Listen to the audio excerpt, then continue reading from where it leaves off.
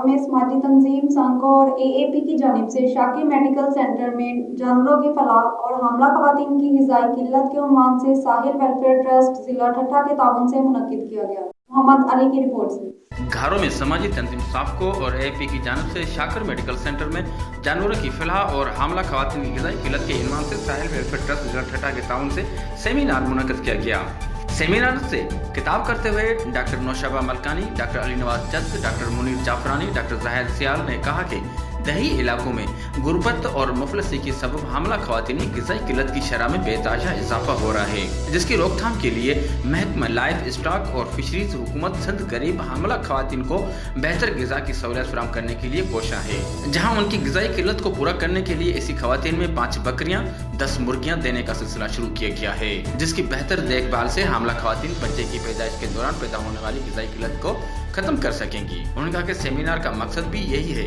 कि हम उन जानवरों की देखभाल किस तरह रखें कि वो हमारी ज़रूरतों को पूरा कर सके। उन्होंने कहा कि इन इलाकों में गुर्बत और मुफलसी के सबब बच्चे की पैदाइश के दौरान माँ को बेहतर ग़िज़ा मैसर नहीं होती, जिसके बायस बच्चा पैदाइश के दौरान मुख्तलिफ बीमारियों का शिकार हो जाता है और उसकी सेहत पर बुरे असरात मुरतब हो सकते हैं और हम दूध और अंडों के इस्तेमाल से इस ग़िज़ाई किल्लत को कम कर सकते हैं। आखिर में साहिल वेलफेयर ट्रस्ट के चेयरमैन अफजल आराई ने पूरी टीम का शुक्रिया अदा किया। कैमरा टीम के साथ मोहम्मद अली मला, राज न्यूज़ घारो।